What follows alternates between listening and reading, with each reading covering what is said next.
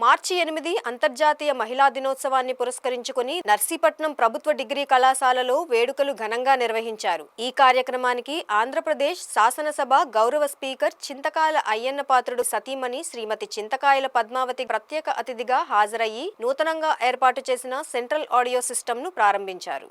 ఈ సందర్భంగా ఆమె మాట్లాడుతూ నేడు స్త్రీలు అన్ని రంగాల్లో ముందున్నారన్నారు. విద్య, ఉద్యోగాలు, వ్యాపారం, రాజకీయాల్లో మహిళలు తమ ప్రతిభను నిరూపించుకుంటున్నారని, కృషి పట్టుదలతో ముందుకెళితే ఏ లక్ష్యమైనా సాధించవచ్చని తెలిపారు. విద్యార్థులను తమ కలలను సాకారం చేసుకునేందుకు నిరంతరం కృషి చేయాలని సూచించారు.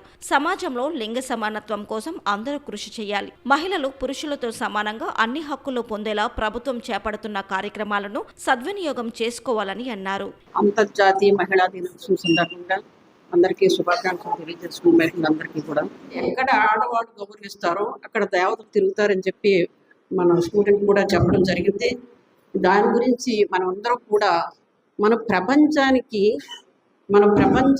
విలువలు నేర్పింది భారతదేశం.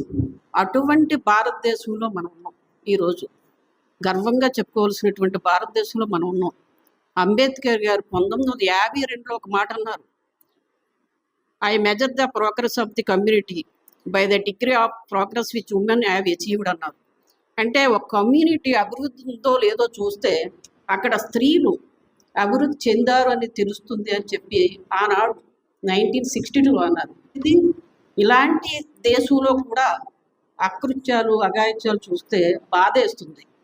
చాలామంది గురించి ఇప్పుడు చెప్పుకోవాల్సినటువంటి విషయం కాదు, కానీ మీరు అందరూ గమనించాల్సిన విషయం. సార్ ఒక మాట చెప్పారు, ప్రతి ఒక్కరూ కూడా ధైర్యంగా ఉండాలి. తల్లిదండ్రులకు ఒక విషయం, పిల్లలు పెంచేటప్పుడు సక్రమంగా పెంచకపోతేనే ఈ పరిస్థితి ఏర్పడుతుంది. పిల్లలు పెంచేటప్పుడు ఆ వాతావరణాన్ని చూసి చక్కనైన వాతావరణంలో పిల్లలు పెంచాలి. అలాగే ఆ పిల్లలకి గౌరవం ఎలాగ ఇవ్వాలి, స్త్రీల పట్ల ఎట్లా గౌరవం ఉండాలి, అలాగే ఒక మర్యాద ఏంటి, ఒక సంస్కారం ఏంటి అనేది మనం నేర్పాలి పిల్లలకి. తల్లిదండ్రులు అక్కడ తప్పు చేస్తున్నారు చాలామంది.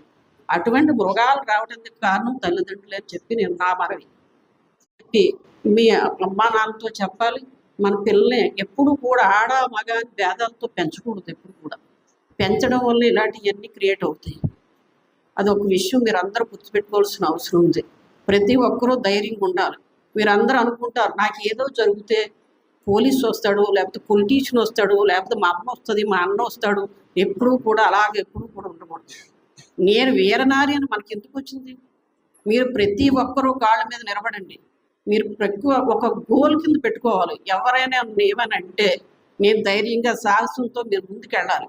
అంతే తప్ప నేను ఆడదంటే ఏంటి? ఆడదైనా మగైనా ఒకటే సృష్టి. అది మీరు అందరూ అర్థం చేసుకొని ఎప్పుడు కూడా భయపడి చెడు నిర్ణయాలు తీసుకోవద్దని చెప్పి సందర్భంగా తెలియజేసుకుంటున్నాం. ఈ కార్యక్రమంలో నర్సీపట్నం సర్కిల్ ఇన్స్పెక్టర్ రేవతమ్మ మాట్లాడుతూ బయట ప్రపంచంలో ముఖ్యంగా పని ప్రదేశాల్లో మహిళలు ఎంతో జాగ్రత్తగా ఉండాలి, స్వీయ రక్షణకు సంబంధించి అవగాహన పెంచుకోవాలి అని విద్యార్థులకు సూచించారు.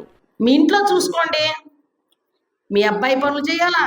సపోజ్ అమ్మగారు ఉన్నారు కదా, సార్ పనులు చేస్తారు, ఇంటి పిల్లల పనులు చేస్తారు, మనవరాల పనులు చేస్తారు, వర్కర్స్కి అందరికి డ్యూటీ చెప్తారు. అన్నీ బర్డెన్ ఎవరి మీద పడుతుంది? ఒక ఉమెన్ మీద పడుతుంది.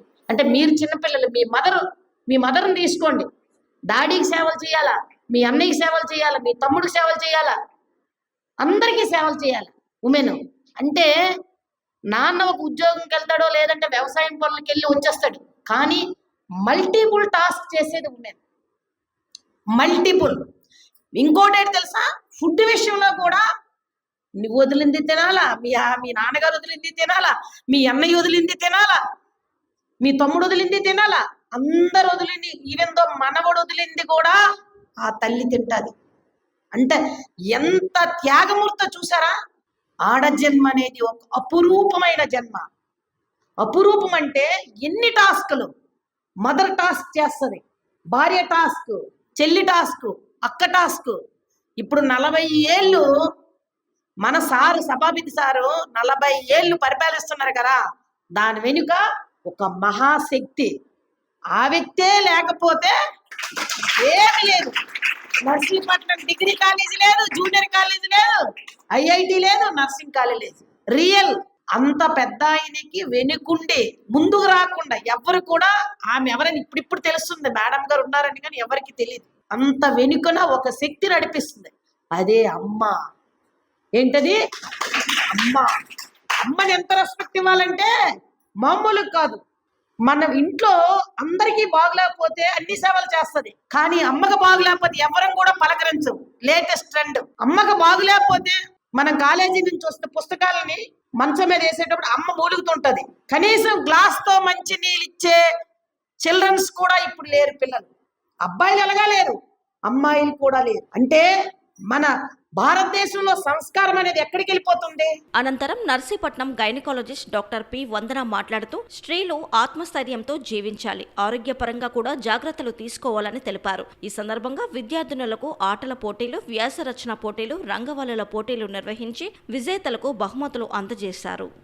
మనం జరుపుకుంటున్న అంతర్జాతీయ మహిళా దినోత్సవం ఎలా మొదలైందో తెలుసా మీకు? ఎలా? అదొక లేబర్ ఉద్యమంగా మొదలైంది. లేబర్ ఉద్యమం నుంచి మహిళా దినోత్సవం అన్నది పుట్టింది. కనీస వేతనం, తక్కువ పని గంటలు, ఓటు హక్కు, లింగ వివక్షకి వ్యతిరేకంగా అంతర్జాతీయంగా అన్ని దేశాల్లో ఎంతోమంది మహిళలు చేపట్టిన ఎన్నో ఉద్యమాలని గుర్తించి ఐక్యరాజ్య సమితి 1977వ సంవత్సరం మార్చి 8వ తారీఖుని అంతర్జాతీయ మహిళా దినోత్సవంగా ప్రకటించింది. ఇది లేబర్ ఉద్యమం నుంచి మొదలైన దాని నుంచి మనం స్ఫూర్తి తీసుకొని మనం ఎంచుకున్న రంగాల్లో మనం ముందుకు వెళ్ళాలి. మన విద్యార్థి దశ నుంచే తీసుకుంటే తల్లిదండ్రులు కానీ మన అధ్యాపకులు కానీ ఫస్ట్ 10th చాలా ఇంపార్టెంట్. బోర్డ్ ఎగ్జామ్స్ మనం బాగా చదువుకోవాలి, మంచి మార్కులు తెచ్చుకోవాలి అని చెప్పి మనం గైడ్ చేయడం జరుగుతుంది. సో 10th ఎగ్జామ్స్ అది అయిపోయిన తర్వాత నెక్స్ట్ ఇంటర్మీడియట్ చాలా ఇంపార్టెంట్. ఇంటర్మీడియట్ తర్వాత మనం ఎంసెట్ ఎగ్జామ్ బాగా చదువుకొని రాస్తే, మంచి మార్కులు తెచ్చుకుంటే, మంచి ర్యాంక్ తెచ్చుకుంటే మనం ఏదో ఒక కెరీర్లోకి ఎంటర్ అవుతాం. అది డాక్టర్ కానివ్వండి, ఇంజనీర్ కానివ్వండి, లేకపోతే సిఏ కానివ్వండి, లేకపోతే పోలీస్ రంగం కానివ్వండి, అగ్రికల్చర్ కానివ్వండి, ఇట్లా మనం ఒక రంగంలోకి ఎంటర్ అవుతాం. అప్పుడు మన భవిష్యత్తు బాగుంటుంది అని మనకి చెప్పడం జరుగుతుంది. అదే నా వరకు వస్తే ఎంబీబీఎస్లోకి ఎంటర్ అయితే మనకి ఫ్యూచర్ సెట్ అయిపోయింది అని అనుకుంటాం. సో మన కష్టపడి ఎగ్జామ్స్కి చదువుకోవడం, నైట్ షిఫ్ట్లు చేసి చదువుకోవడం, ప్రాక్టికల్ ఎగ్జామ్స్ పాస్ అవ్వడానికి ఆ పెద్ద బుక్స్ అవి చదవడం, అండ్ ప్రాక్టికల్ గెయిన్ చేయడానికి కోసం హాస్పిటల్స్లో చాలా ఎక్కువ గంటలు మనం కేటాయించడం, ఇవన్నీ చేయడం. ఎంబీబీఎస్ కష్టపడి ఎగ్జామ్స్ అవి చదివి ఆ స్ట్రెస్ని అన్ని మనం భరించి ముందుకు వెళ్ళి ఇంటర్న్షిప్ వరకు వచ్చిన తర్వాత ఇంటర్న్షిప్లో నైట్ డ్యూటీస్ చేయడం, కంటిన్యూస్గా 36 గంటల షిఫ్ట్లు ఇవన్నీ చేయడం. చేసిన తర్వాత ఎంబీబీఎస్ పూర్తయింది, అమ్మయ్య ఇప్పుడు సెటిల్ అయిపోయాను, బాగుంటుంది జీవితం అనుకున్నాను. కానీ ఎంబీబీఎస్ అయిన తర్వాత ఎండి చేయాలి.